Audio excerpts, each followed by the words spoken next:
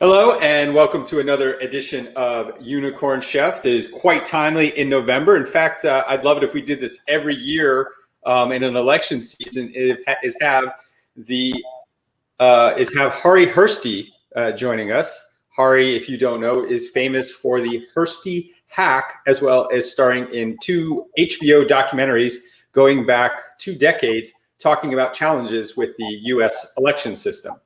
For those of you who would like to be a part of that, that is in fact the charity we're highlighting tonight, the Election Integrity Foundation. I'm going to throw up the link real fast. While that's up, Harri, do you want to say anything about the Election Integrity Foundation? Yeah, so Election Integrity Foundation is a nonprofit. The intention is both to support our voting machine hacking village at DEF CON and similar initiatives in education of cyberspace and cybersecurity and cyber risks in election, and also traditional election security. In addition, in the future, one of the things we are planning to do is to start building a library of open source election software. And hopefully, we right now have already the first pieces because I started that thing in 2005, but eventually get an auditing software and alternative election software which can be used in carrying out elections or verifying the results of elections. So that is going forward basis. Right now, we are building villages. We are doing a voting village kind of activities, training activities, and also a research and research in the election security area. We are also building a election security laboratory and center to Quantico, Virginia. So that's another thing that we are right now building up. So if you would like to help us out, please contribute down there at the link for the Election Integrity Foundation. Harri, first question of the evening, what are you drinking? Well, I'm always double fisting, so I have a wine and I have an IPA. What wine are you drinking with your IPA? Well, it is a Sonoma County City red wine, small bottle.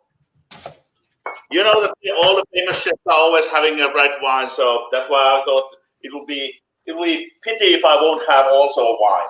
Well, you're just famous and you're also a chef. So, Unicorn Chef, lead us through the dish we're making tonight.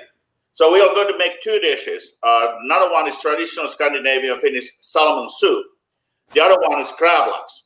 So we first start by preparing the first part of the soup. And while the soup is boiling, we will create the Gravlax, and then we will return to finish the salmon soup. Everything I cook is always, one of my key things is that almost everything I cook is always better the next day. So the Gravlax it takes 1 to 2 days to make it, but it's good for 3-4 days in the fridge. The same thing in salmon soup. You don't associate fish with a better next day, but this is exactly that. So the salmon soup is very good today, but it's better tomorrow. So let's start by first chopping the ingredients. So potatoes are the first one which needs to go to the boiling water. So chopping the potatoes to pieces of size really. So, of course, you're Finnish. You chose this as a traditional dish, right? Correct. This is actually when you go to a 5-star hotel, any 5-star restaurant. This is about the size of the potato chips pieces you want to create, like a 1 mouthful. It doesn't matter if they're bigger; it just makes the cooking faster.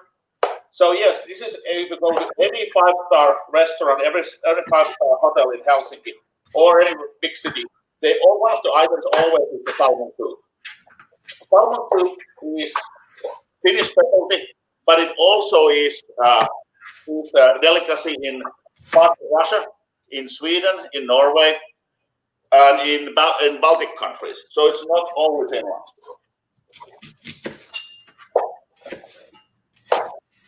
So again, we first cut the potatoes. After that, we cut the dill, parts of dill to put them in the water. Then we cut the leek or the green onions, depending which I couldn't find a leek, so I have green onions. It really doesn't make much of a difference in taste. Both are extremely good for this. I have sometimes variant and use fennel. That already gives a more taste. But it's going the wrong way, but it's not bad. If you don't have access to green leek or leeks, you can always use fennel.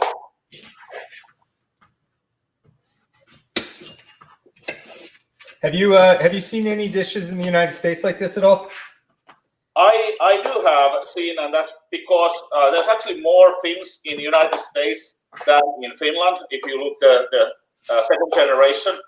So when you start traveling in Minnesota, Vermont, that area, you see a lot of Finnish restaurants. So there's versions of these all around the place.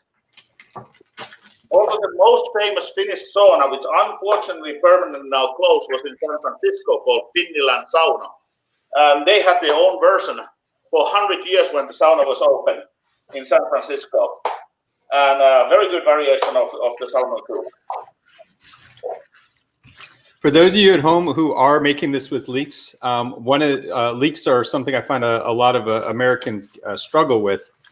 And the way I handle my leeks, because the challenge with leeks is when you cut them up, it's a root vegetable. Well, it's not a root vegetable, but the dirt really like gets all the way up through the leaves. And so I chop it and I soak it in water, and then I massage it, and that really helps get pull the dirt out. Because you don't want to get that grit when you're obviously drinking your soup.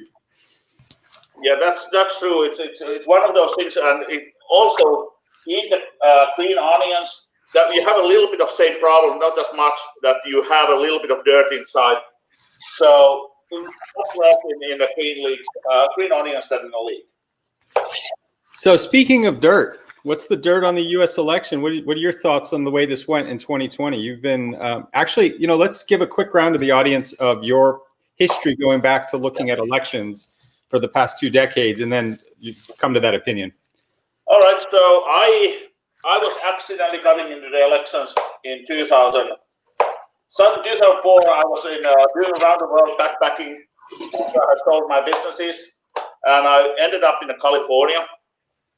And in California, I was asked if I'm interested about hacking. And now I see, I got all the potatoes in. Next thing we are doing is we are cutting this part off. I have a bush of dill. So we are only cutting the hard parts here and putting them to the boiling water. So chop this part off. So we should have boiling water going with our potatoes boiling? Yeah, I just started. I put the potatoes, put the water heating. And I washed it with dill, and now I'm cutting these hard parts of the dill into very small pieces. This is really a part which is, if it's not properly boiled, it is kind of crunchy and maybe a little bit pungent in the taste. So that's why we have to put this very early into the soup, so it gets the maximum time with the potatoes. So I cut these to this size pieces, just to give an idea. So yes, so 2004, I was asked if I'm interested about hacking elections, and I said, hell no. I'm off to Tahiti. I'm done with professional hacking. My contact information was then relayed to the United Kingdom. And next one, we just take the hearts of the onions. I have a yellow onion here. You can use silver onion too. Silver onion actually would be a preferred one, but what do they do? What do you got? So then my contact information was relayed to UK, and they kept on pestering me if I would be wanting to reconsider and take a look into the election and hack the voting machines. And in order to get rid of them, I decided to set up an impossible set of rules so that they stopped pestering me, and I asked election supervisor who elected to invite me, indemnification, all the normal stuff. And I thought, yeah, well, this did it, so nobody will ever give me that. So I'm done. I don't need to worry about this. And then eventually, Ian Sancho, who is the election supervisor of Tallahassee, Florida, the capital of Florida, but also the man who was responsible for year 2000 recount, he invited me to hack the system he is using. And so I went there, figured out a couple of ways to mess around with the central count, the central tabulator. But I told Ian, this is not elegant, because this leaves an audit trail. This leaves the bed crumbles for somebody to find what happened. And Ian asked me, well, is there a elegant way? And I told him, I don't know if there's an elegant way. But if there is one, it's got to be on the memory card. So the Elixir machine vendor falsely claimed that the memory card is actually their proprietary technology. And I knew it wasn't, and I agreed with Ian to sleep on it for a while and then circle back and see if a further investigation hacking that machine is needed. He called me and told that he's an attorney by training and he thinks he has a fiduciary duty to investigate. Told me, either I should do it, or if I don't do it, find me someone who will.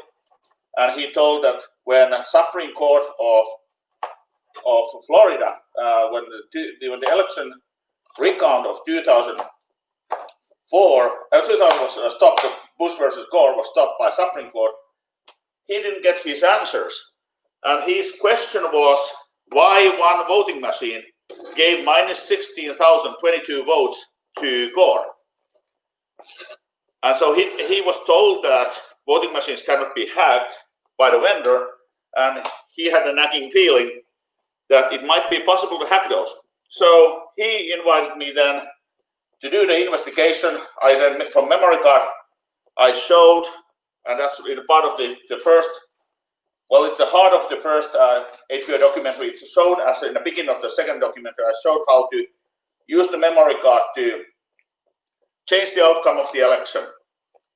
And so that the machine will seamlessly report fraudulent results every step of the way. Years later, and I didn't know because I didn't have at the time the source code or any of that. Years later, I also found the answer to Ian's question, because Ian was told that both the memory card was not hacked, but instead there had been a hardware malfunction, and that caused the minus 16,022 votes. So then years later, when I was working in a study for Secretary of State Ohio, Jennifer Brunner, she was the Secretary of State at the time, I finally saw the relevant part of the source code and everything, and I can tell that the minus 16,022 official explanation cannot be true, because the whole part of that part of the system is all unsigned integers. So those who don't know what it means that the integer doesn't have a possibility to have a minus sign. So the official, whatever, I don't know why the minus 16,022 votes happened, but the official explanation is impossible and cannot be true.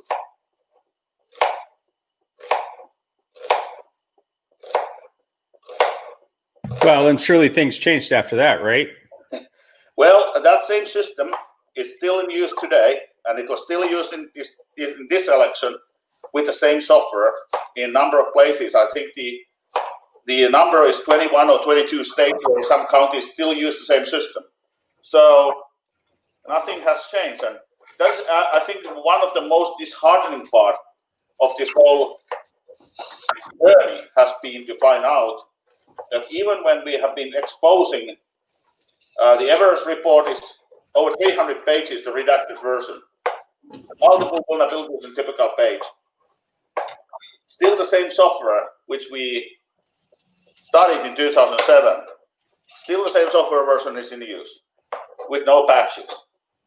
So it's really disheartening sometimes to find out that when we started this whole thing, we thought that when we expose these problems, the problems will get fixed. And that didn't happen.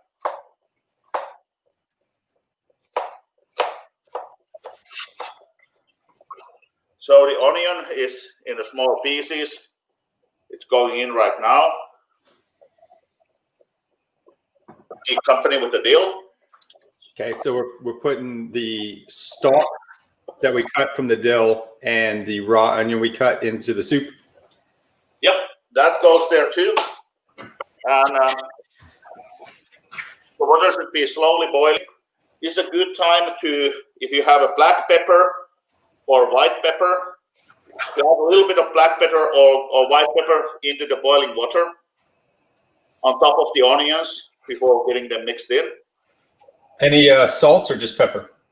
Just if you want to have salt, I don't usually add salt to this at all because the salmon, sea salmon has salt, and you are using salted butter. And then it is already a little bit salty, and then everybody can add salt to their own taste when eating, because getting salt away from the soup is way more difficult than adding more. And now, last but not least, we are going to be chopping the onions, so the green onions or leek, cutting the stems off, and then chopping it to small pieces all the way here. These green ones, you can, if you like, they are completely eatable. You can chop this whole thing in if you want. Harri, question from the audience: what kind of knife are you using? Whatever I found. This is a Zwilling Henkel's German knife. Good middle price range knife, available everywhere in the world. Harri is a guest at somebody's house. Yes, that is correct. I'm in Dan Weber's house. Dan Weber is the CEO of the Election Integrity Foundation.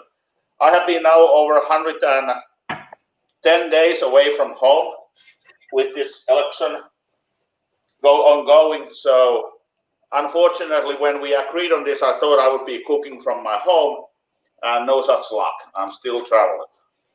So your take on the 2020 election?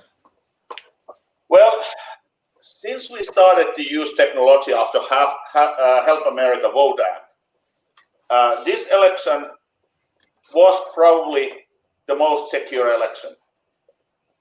Ironically, part of that reason why it was secure was coronavirus. We were still expecting that about 13-14% of the votes in this election would have been caused with the completely unauditable electronic voting machines. And because of coronavirus, that didn't happen. Instead of a massive use of mail-in ballots happened. Mail-in ballots, yeah. And again, the worst of the paper ballot systems is still indefinitely better than unauditable electronic system. So this was really, in that sense, with all the controversy, all the extraordinary claims aside, this was a secure election, more secure than the previous one. And don't get me wrong, U.S. elections are still have a lot to fix. It's a U.S. election system is far from world-class secure, but it is moving the right way. And the right way is hand-marked paper ballots and risk-limiting audits. Because everything we have today and everything we can have in a foreseeable future can be hacked.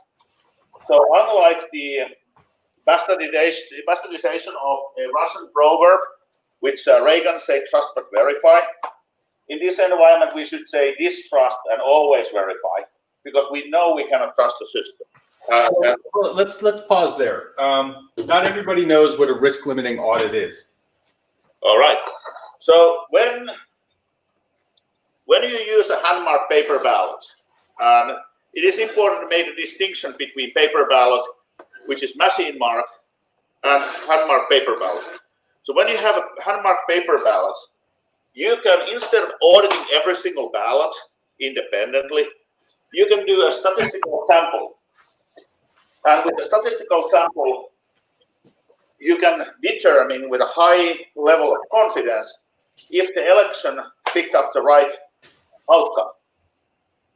Again, using a cooking analog, if you add salt to a soup and you taste the soup, you know how much salt there's relatively. You don't have to eat the whole soup to tell how much salt it was the right amount of salt or not. So this is the same idea. You're sampling it randomly, and then you're tasting the soup with a little spoon just to see if the content of salt content was the right.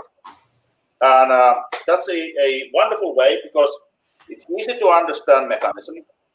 It can be a public meeting where in 1 day's time, with a public participation, we can all convince to ourselves that the election has been choosing the right outcome.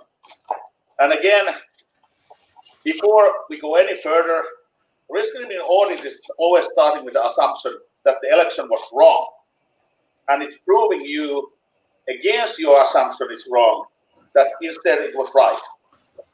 So this is the reason you eliminate the confirmation bias we humans tend to have always in everything.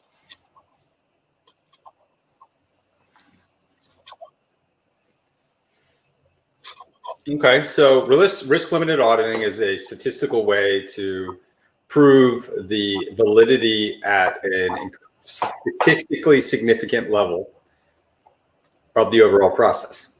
Correct, and risk-limited audit requires, the bigger the difference is, the easier it is to prove. So there's no reason to not audit an election, which is supposed to be very clear. And of course, when it's a tight election, then you always need to do a risk limiting audit to verify that the election has picked up a right outcome. And how many states follow that process? Increase in number this year. The Georgia started first time. I think right now we have 11 or 12 states which have a different maturity level.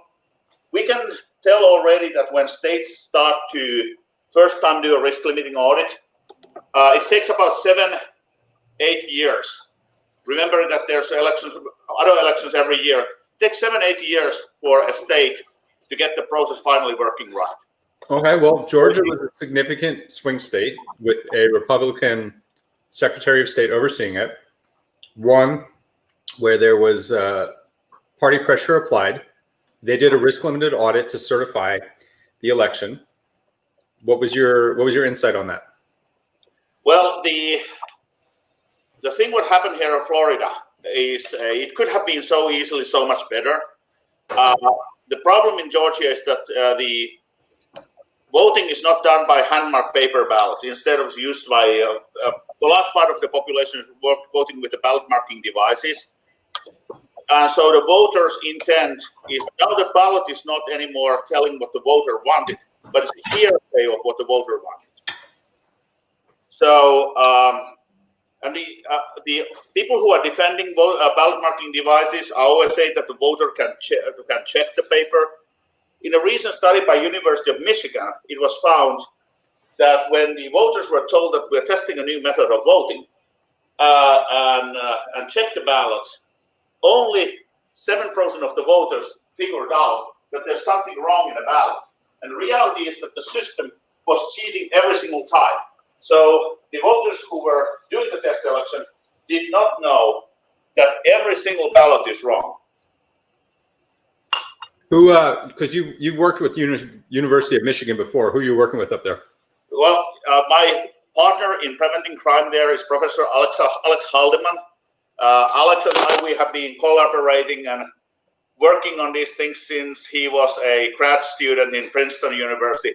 So we go almost 15 years back doing cooperation in this area. So the risk you just identified there is that a voter can put their vote in. If the election machine is, I guess, compromised, the voter might not catch the visual proof of that compromise. Is that what you're saying? That is correct, because we humans, we are lazy and we are convenient oriented. So a lot of times we just think that, well, it came out of a machine and I just made my choices to machine. It gotta be right. And they are incapable of checking. So what's the solution to that? Well, hand-marked paper ballots. Don't use machine. There's no reason to use machine in that case because it just creates lines. So just back to the cooking. Right now we should have everything in: potatoes, green onions, and the dill stalks. Everything should be right now inside of the stove and boiling mildly. If we are there, we are in the right place. So we're ready to make some Gravlax, right? We are ready to make Gravlax. So Gravlax is actually, even when it's very expensive food in the restaurant, it actually is very easy to make. So everything in Finland is expensive. Well, it's expensive here in the US, and if you go to Gravlax and get a Gravlax in New York restaurant, it's very expensive. So here I have a piece of salmon. So the first thing we do with this salmon is we wash it.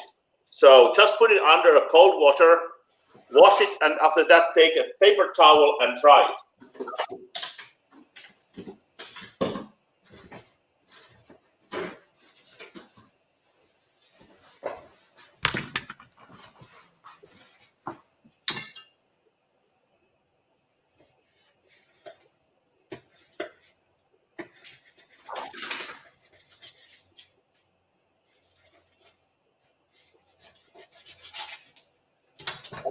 In the Gravlax, even when this is a dish which Swedes call themselves, it's their dish, Finns and Swedes do Gravlax completely different way.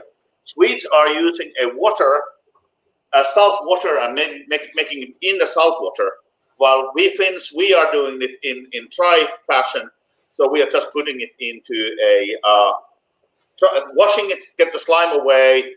After that, try it, and then we do the actual mix. And the actual mix is very easy to make. You take a brown sugar,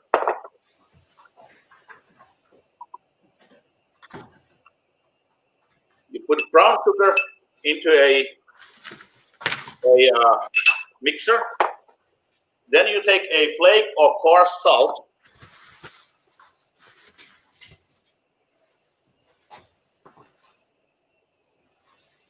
And you take 3 or 4 spoons of salt.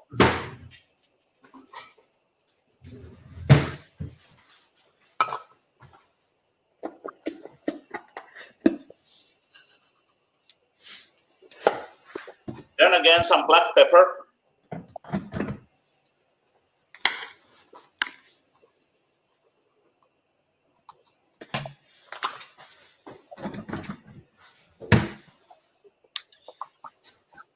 And mix these dry things.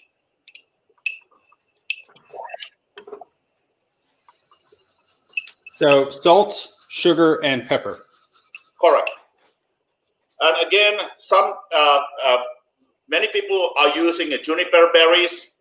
That's very traditional. Add to this. Once you know how it's going to taste, then you can experiment.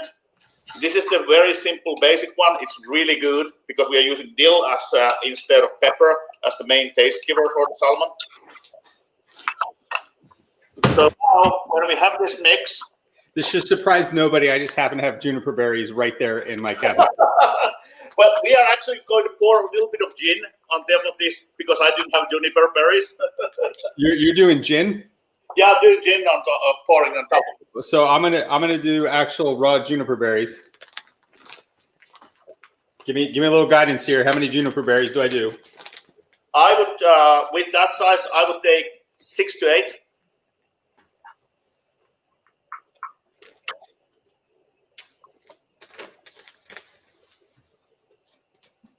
It's quite fragrant. Oh, I love juniper berries. Yeah, no, I've been drinking gin and tonic tonight, so this is just really nice. When I was young, I literally ate a dried juniper berry just as that. I was just taking them as a candies. So for all of you at home who are used to, rail gin, juniper berries do not actually taste or smell like pine trees. Correct. It's actually a very pleasant flavor. That tells you a lot that you're not getting real juniper berry in what you drink. Anyway, juniper berries. Thank you. Added. I got them. So then the next thing you do is you take a sheet of plastic wrap, put it to the table. We first take the salmon, and from what we have the powder, we put about 1/3 of the powder into the skin side of the salmon.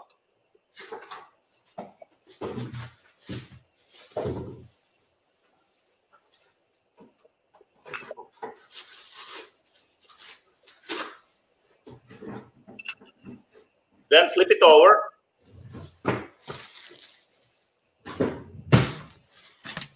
And put the rest to the meat side of the salmon.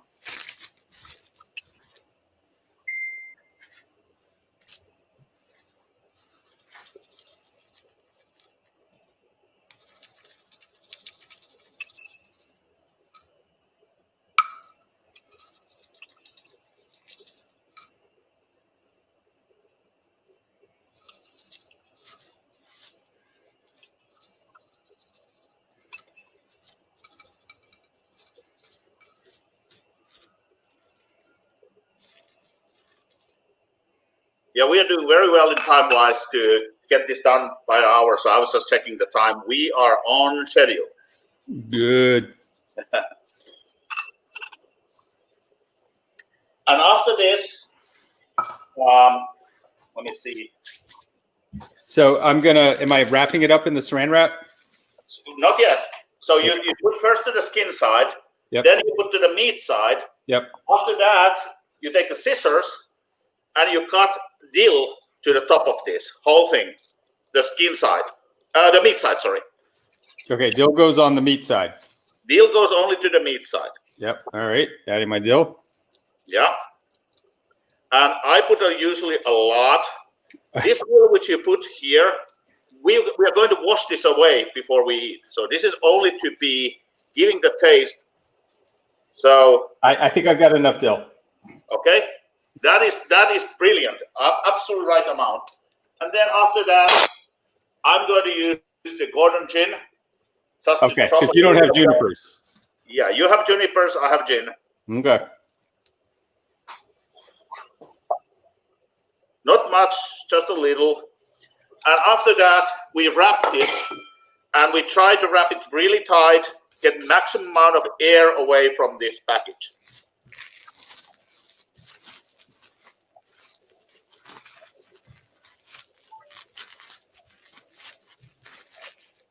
Okay, I got my wrapped salmon. Right, and now what we do is we put it to fridge. And this is best about 36 hours to 48 hours. So you put it first, the skin side up, and then every 12 hours, rotate it. Skin. All right, so I just keep rotating every 12 hours. So tomorrow morning, wake up, flip this. And some people put a blank and wait on top of that.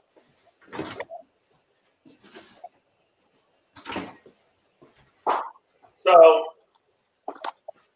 now 24 hours later,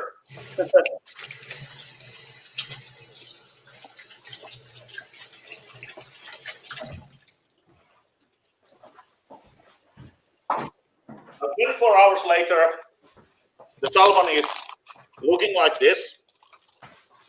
The powder is gone. The powder is gone. It is a little bit. There's a lot of liquid because the salt has taken the liquid out of this of the fish. You take it off the wrap, and again, either wash it or at least clean it with a paper towel. So I'm just taking it out. So now this is the one which has been already yesterday put in. I'm just going to be quickly using water to clean it up.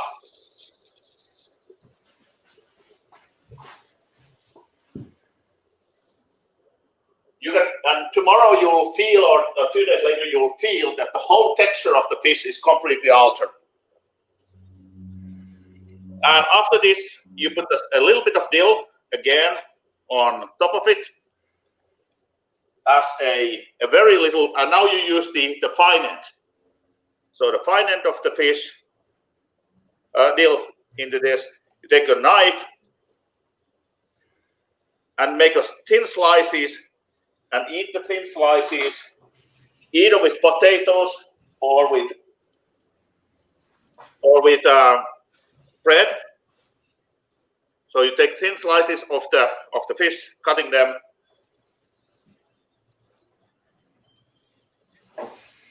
All right. Well, I'm having my brother over for dinner Friday night. You know Jared, so we're going to be having Gravlax. And this fish, as I said, it's better when it's over 24 hours, closer to 48 hours. And after you wash the salt away, it's still good for 3-4 days. So unlike fish, the salt is now a preservative. So you just keep it in a fridge, and it's going to remain good. Now let's go back to the soup. Mine is boiling nicely. Okay.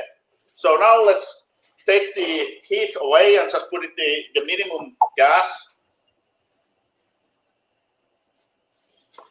And the first thing we do right now is we take the salmon and we peel the skin off from the salmon. So what's your trick to peeling salmon? What? What's your trick to peeling salmon?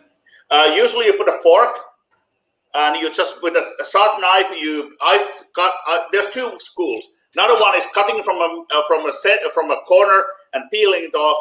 I'm actually cutting it from the middle and filleting it out.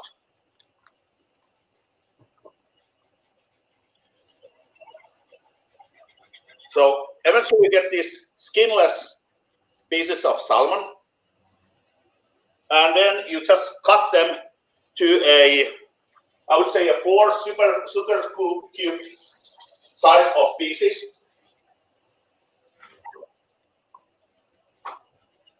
So bite-sized chunks.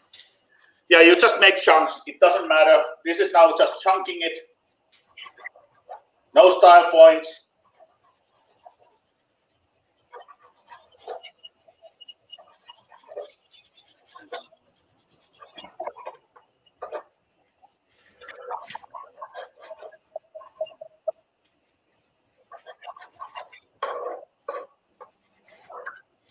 This is where it pays to have a nice sharp knife.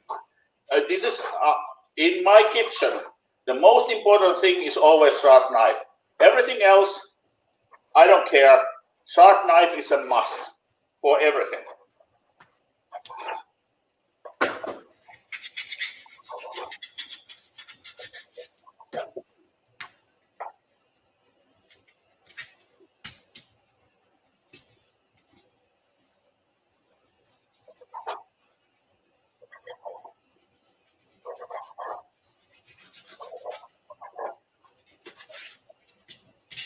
There we go. See, that's what you get with a sharp knife. You get minimal salmon loss.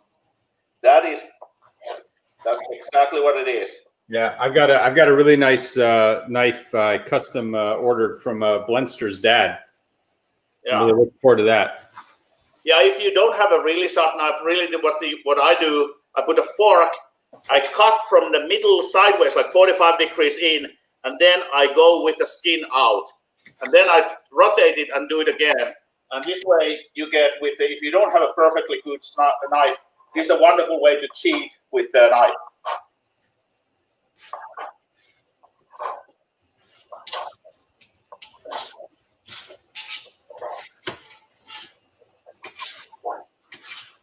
And while we are doing this, a good thing to see that your soup should have stopped boiling now.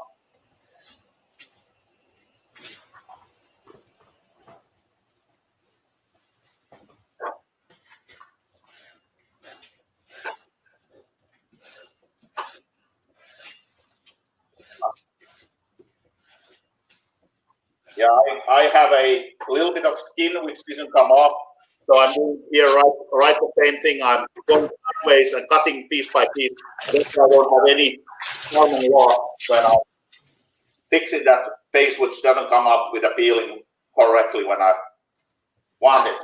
But I'm excited. This is some good looking salmon. I love salmon so much.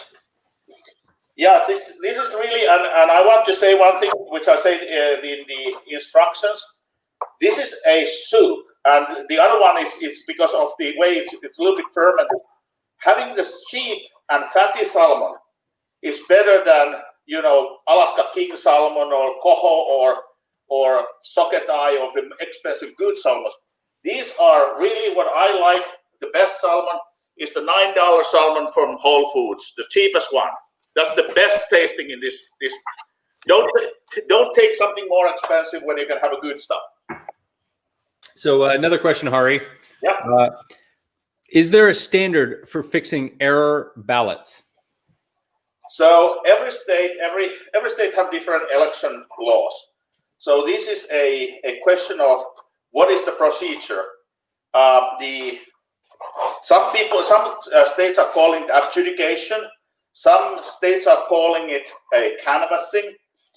Even when they are slightly different processes. So normally when you have an error ballot, it goes to a review board where you have one Republican, one Democrat, and one county member.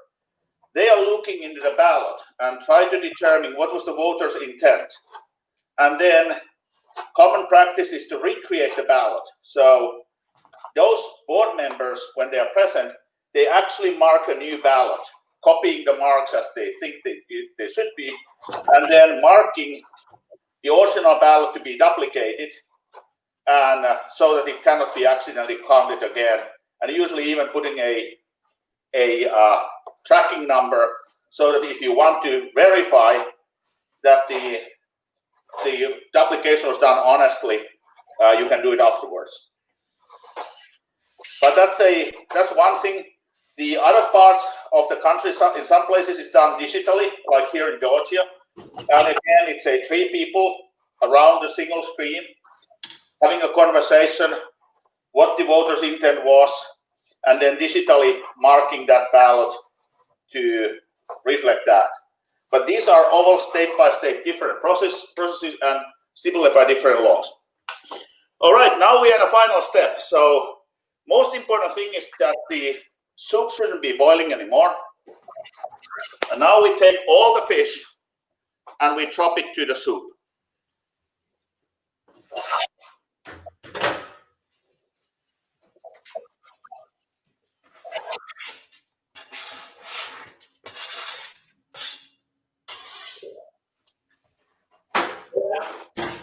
The next thing is we took the 1 pint of heavy cream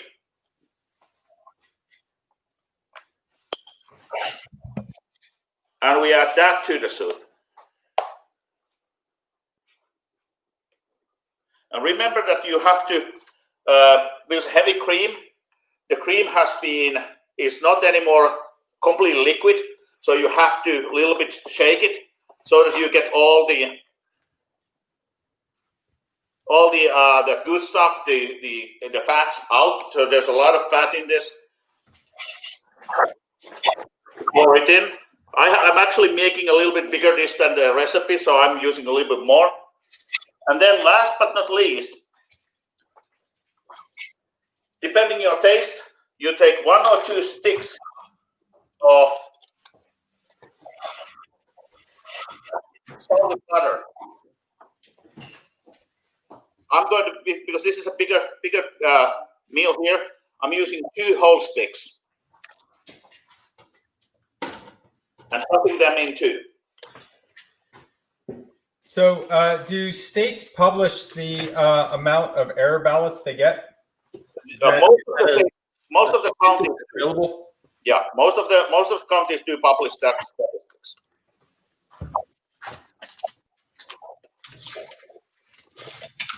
All right. Now, when everything is in, we don't want this because now the cream is in.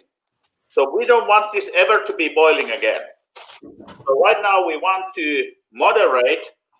Oh, and one more thing. This is the time for the rest of the dill to be chopped into the soup.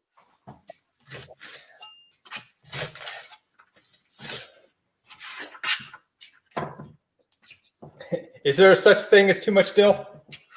I think there's about 200 million people who actually, there's no too much dill. Basically, the use of dill is common between Russians and Swedes and Finns, and we don't believe there's too much dill ever in the world. It's a little bit acquired taste, and again, so now when everything is in, increase the temperature so that it doesn't boil, it starts to melt, and you really don't want this to boil. So you just want to keep it right under that boiling point and let it simmer. And I would say that from 20 minutes from now, or half an hour from now, the soup is ready. Basically, this part again is now only giving the time for it to simmer. Tomorrow, when you pick it up from the fridge, it has a skin on top of it. And the skin is frozen butter. So just take a little bit of the skin, put it in the fridge, and warm it, and it's all good to go. So don't be alarmed when you see the skin. The skin is good. It's like a yellow flake of ice. Yellow ice is not good, but this is good ice. Come on, man. Give me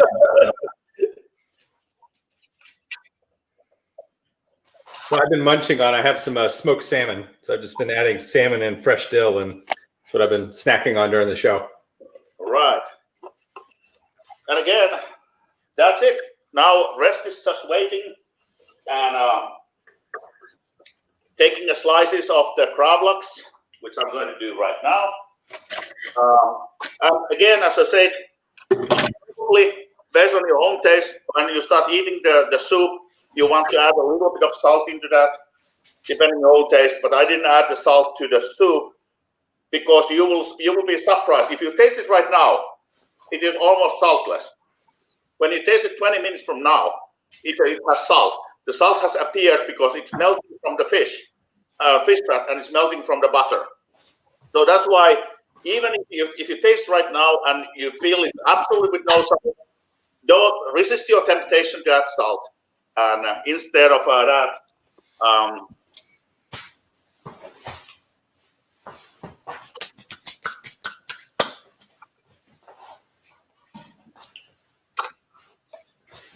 usually you want to cut more sideways so that you have thinner slices. 2 peppers which are better than black pepper in this is a green pepper and rosé pepper. So you want to experiment with those 2. I just want to make a simple one, and also some people are allergic to those. But yeah, you are supposed to get this kind of slices. In Finland, in Christmas, we eat these slices with mustard sauce. But the main thing is eat them with the bread, eat them with the potatoes, eat them with the potatoes and butter. My favorite Christmas dish.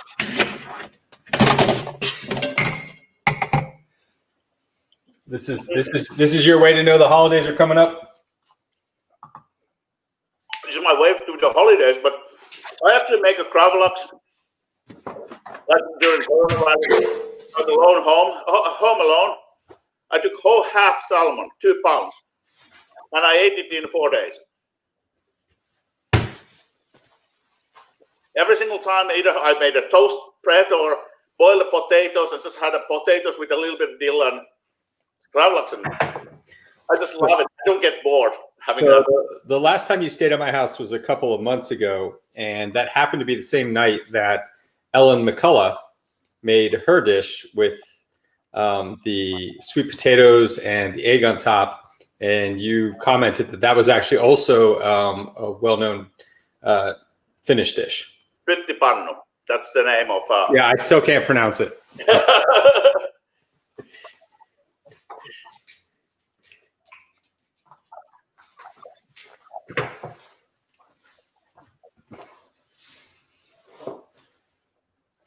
Yeah, this is really the time when you want to be drinking your beer next to the stove and alter the fire so that it is not boiling, but it's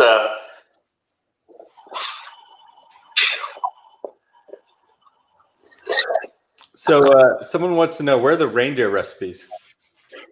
Oh, so my favorite reindeer is an air-fried reindeer. And that takes 12 weeks minimum to cook and it can be cooked basically only in spring because the reindeers can have parasites. So you want to frozen and dwarf the meat multiple cycles to kill the parasites. So basically you take the reindeer meat and you nail it to your roof and you let the day sun to dwarf it every day and it freezes every night. So hold on, let me get this straight. You nail reindeer to your roof. Yes. It cooks in the sun and it freezes at night and you just let that just happen. Yeah, for a month or two. Do you put anything on it or it's just like reindeer cooking in the sun? Just au naturel. Reindeer meat is extremely strong tasting. It's more gamey than anything else. So you don't, and it's very salty when this process is done. So you literally don't add anything. What? Why is it salty? How does it get salty? It just gets salty when all the water is air drying. It's gone away. Now, when in Lapland, when they make a satut, a reindeer satut, they actually start from air dried. So air dry is the base form of reindeer. I love reindeer steaks. If you get reindeer turkey is basically what I just described, and satut is when you just take the same reindeer, you cut it to small pieces. You put it almost like a wok type of pan on a fire on a cold day. You cook it there, and you have put a little bit of mashed potatoes and cranberry marmalade on the side. Wonderful. So when's the last time you've had a rooftop reindeer? That was in, I think, February. What was the tiny little island? It was like 2 years ago that you told me there's a conference on this little island in the middle of nowhere. Svalbard. What's it called? Svalbard. Yeah. It is even north of Finland. It's between Finland and Northern Pole. And apparently there's a conference there. What? And there's a conference there. There for the Arctic crypto, biggest crypto conference was there 5 years ago. IETF has been in Svalbard. So everything that comes to internet standardization, once in a lifetime, you have to go the place where your biggest worry is the polar bears who are eating you alive, because they're literally in a town. They have a 24/7 guards who are guarding the city for polar bears and trying to track them out of town or tranquilize them, because polar bears are literally danger. And when you leave city, you have to be careful. My good friend, she had a surgery. And so she went to Norway for surgery. She got back. And then she was like, oh my God, I almost died today. And I said, what happened? I didn't know she was back. And she was saying, no, I landed to airport and I took my snowmobile and I started driving home. But because the hitting was hurting my surgery, cut, I was going so slow that the polar bear said, oh, I can eat that, and started running after her. So she had to speed up to get rid of the polar bear. Were you exaggerating when you told me that there were guns issued to the hotel guests? So when I was there, yes. So when you arrive, they are actually asking what kind of gun you need if you don't have one, and you're given a gun as part of your hotel room. Because if you go to town, you should always be prepared. It's also interesting because they don't sell alcohol normally in a bar. So you come to bar with your own alcohol, and then you're being served with your own alcohol. Okay, well, I mean, I've seen that before, but so why is that? I mean, a lot of guns, a lot of polar bears, All right, well, I mean, maybe you shouldn't be drinking alcohol. It's kind of funny because when you leave bar, the bouncers are usually grouping people so that there's enough rifles and enough guns going the same direction. Nobody leaves the bar alone. But also you want to have enough rifles going to the same direction. So the bouncers are literally grouping the people based on the guns who are going the same direction. Well, okay. It's a little bit different. When are we doing this? Anytime you want. It's a wonderful place. I feel like everything is 2022 or later at this point. Well, they don't have a single coronavirus in Svalbard still as of today. Yeah, but that's because they have only like 300 people. They have almost 4,000. I stand corrected. They have 2 streets.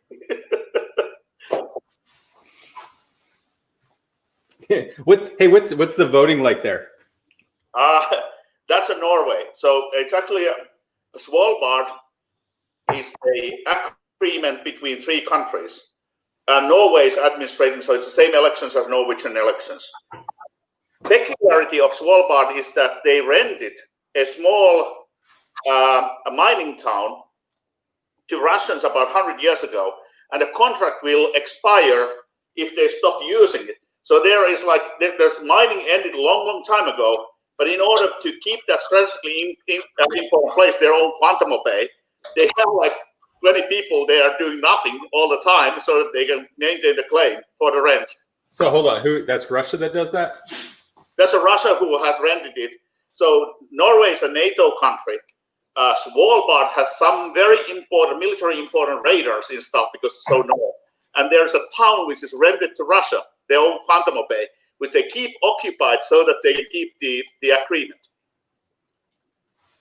I believe you've told me some interesting stories about things that happen along the Russian frontier with RF. Yeah, it's very interesting area because Russia is using some of the frequencies which are used, for example, by 4G mobile phones, still for military purposes. So Russia and France has always been the pain in the ass when you're trying to do an RF standardization because they use weird frequencies for military, like Bluetooth. One of the reasons why Bluetooth it took so long to get that going, along with the Wi-Fi, was because 2.4 was military frequency in France. Well, Bluetooth originated out of that part of the world too. Sweden, yes. Yes, it originated from Ericsson. So just 800 miles away.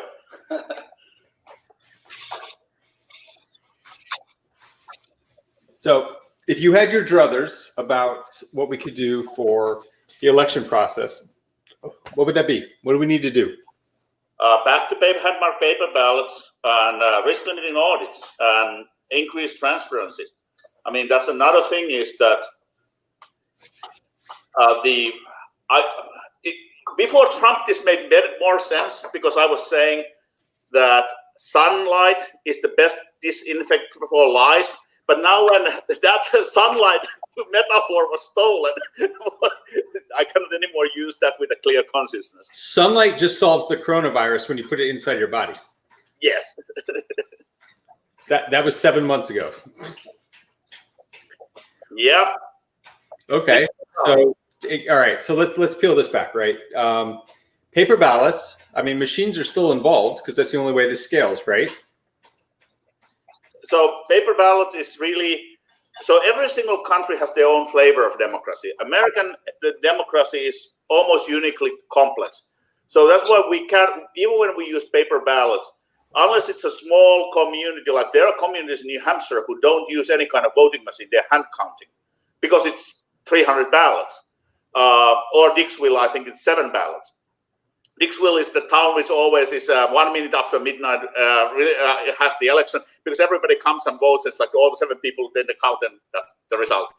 By the way, funny point, Dixville in a primary of this election in Dixville, Bloomberg won both Republican and Democratic primary. Who did? And he wasn't even running at the time. Wait, who? Bloomberg. Michael Bloomberg. Oh, Bloomberg. Yeah, he won both Republican and Democratic primary, and he wasn't even running yet.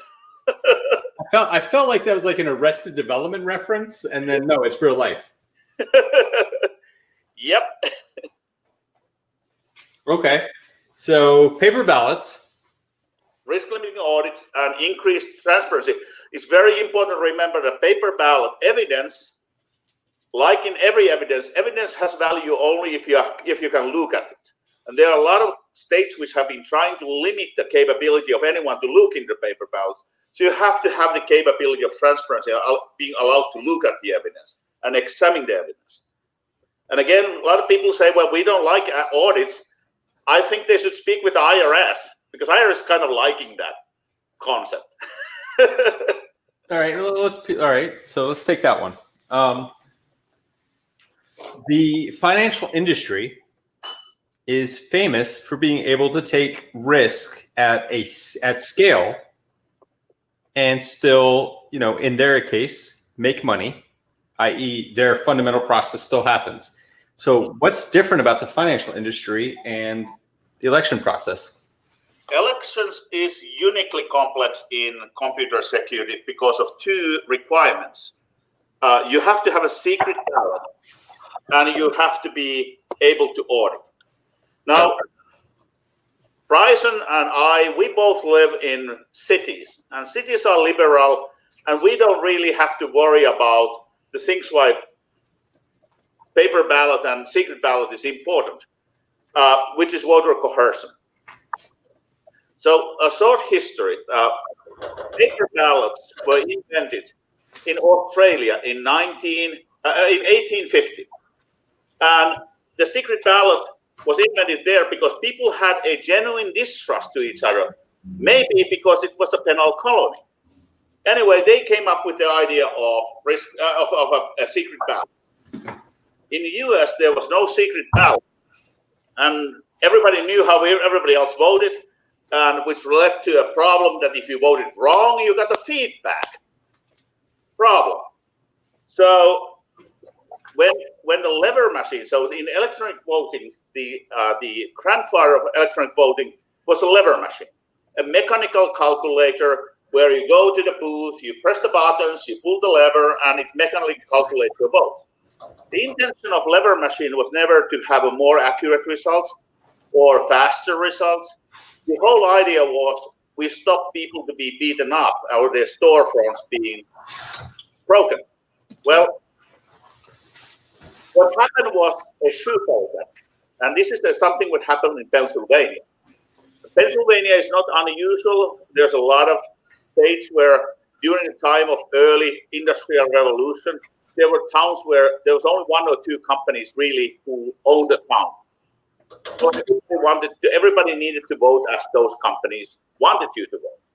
So when the lever machines came along and they eliminated the paper, that was a problem. And all of a sudden, in a lot of states and a lot of towns, they made a new local laws. The local laws were when you come to vote, you cannot have a handshaker, you cannot have a gloves, you cannot have a stick or pen. And the reason is that when you went to the booth, a magic had happened in a booth. All buttons for undesirable candidates and undesirable proposals were covered with a thick shoe polish. So when you came out of the booth, you had to show your fingers. If your fingers were clean, you're good boy, you're good boy, you're good boy. If your fingers are dirty, a feedback conversation. So again, the secret ballot is really important, and that's what makes it so difficult. We can have internet voting if we don't have a secret ballot. But secret ballot is a cornerstone of our democracy, not only in the United States, but everywhere west. So we cannot get rid of that.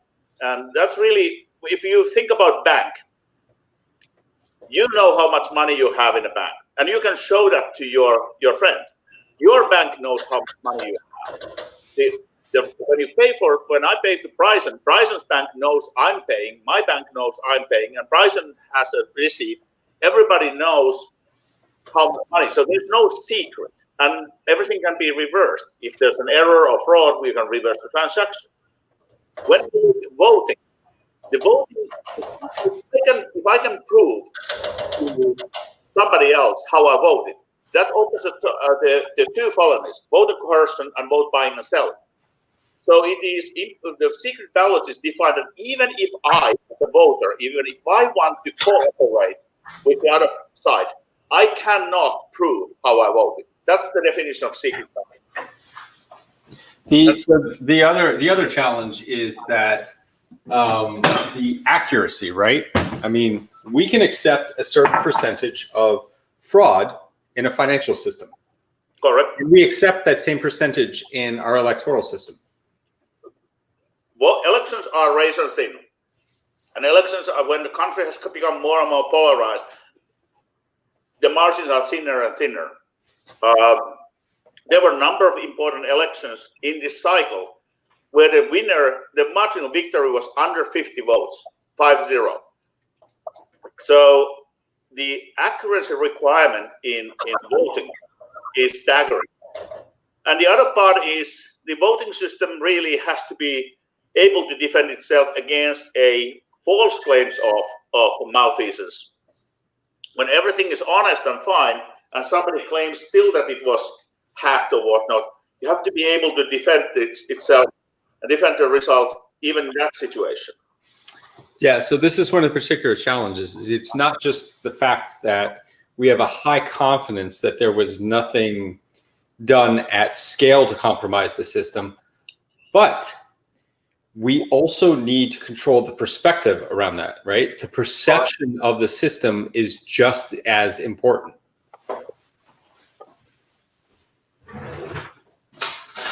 How's your soup tasting?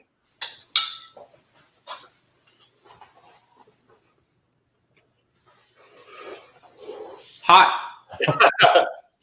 Yeah, mine. I actually increased the fire because mine was not. I have been so careful it doesn't boil. But my soup is already starting to have the sweet, the salt from the fish, and the butter to come through. So it's getting now saltier.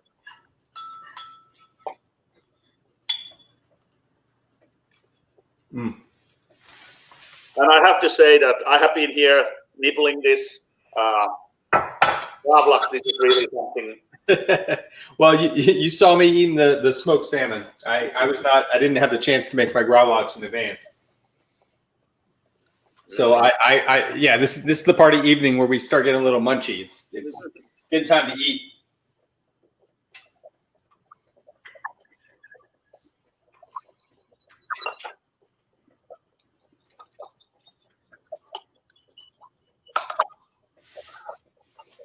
The owner of the kitchen.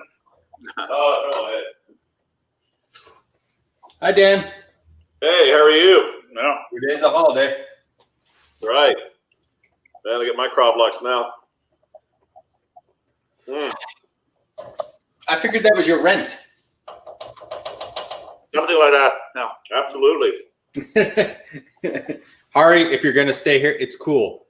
Gravlax by tomorrow. That's right. Fix the food. Everybody's going to eat dinner tonight. Well, I think we're almost ready to serve you some soup.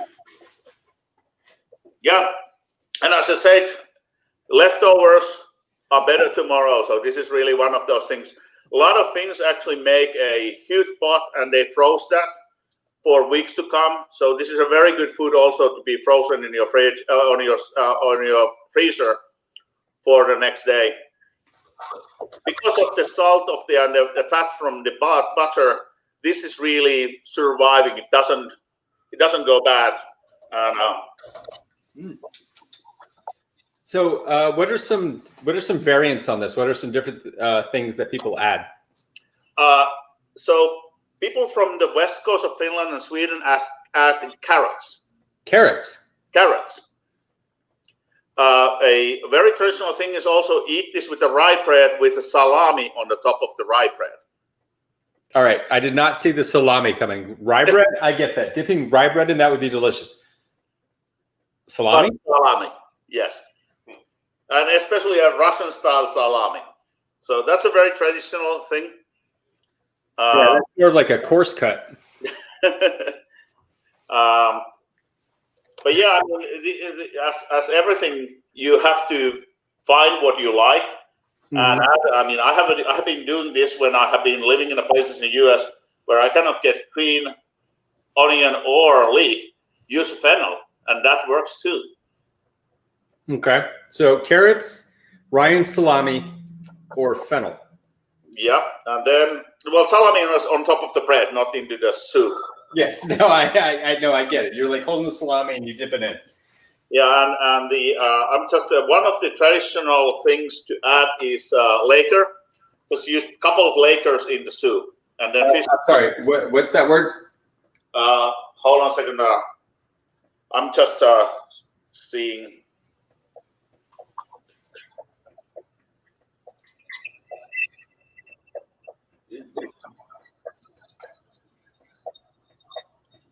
You got a little feedback. So this spicy. Wait, what are we talking about? This spicy. Tried a leaf of this. I can't tell what that is.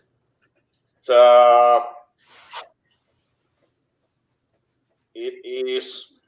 Looks like liquor. It's a liquor. Yeah. Yeah. Oh, licorice, like No. Hold on a second.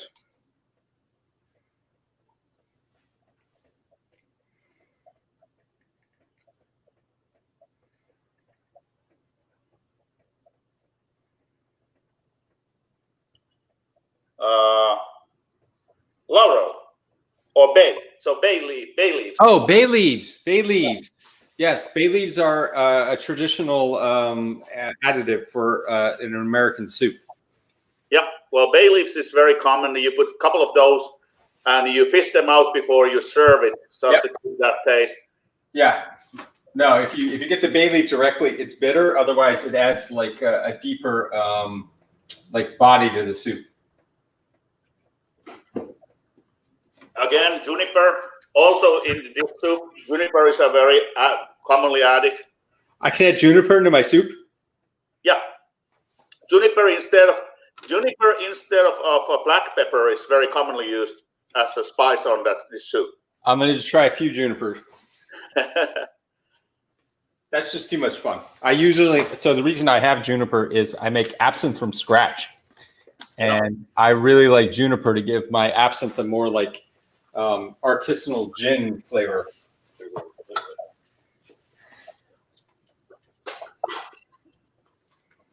Oh, I'm excited for this. I've never cooked a soup with juniper before. Well, juniper and salmon are in Nordic kitchen very much going together in a lot of things. Yeah, that soup's coming together.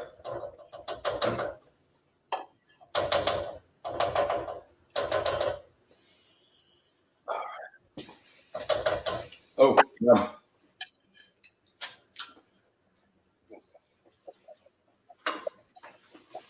So how far is your soup out? Dan is already eating. Oh, all right. Well, Dan's not the unicorn chef. You are. So no, as I said, it gets better over time, but it's already now ready to eat. Okay. Well, I suggest we plate it, or in this case, bowl it, and take our picture and close it out. Sounds good.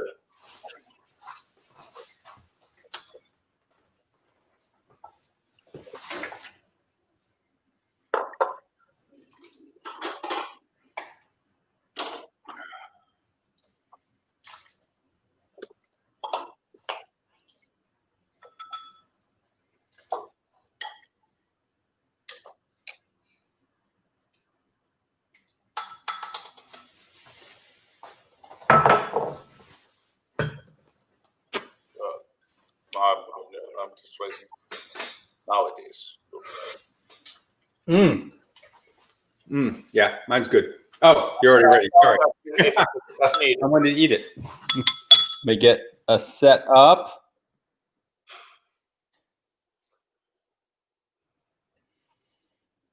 All right, we are ready now.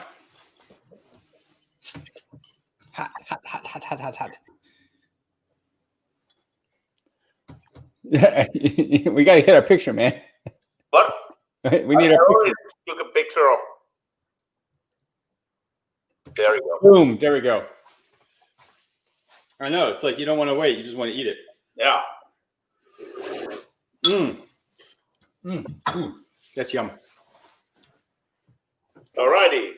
And again, the Gravlax then tomorrow, that's I said it's one of my favorite dishes in the world. And there's no Christmas without Gravlax and mustard. Okay, thank you all for joining us. These are the takeaways. 1, nail reindeer to your roof. 2, flip your Gravlax every 12 hours. 3, donate to the Election Integrity Foundation and help make our democracy stronger and safer. And 3, risk limited audits with paper ballots should be in every single state. Harri? Hand-marked paper ballots. hand-marked paper ballots. Thank you for having me, Bryson.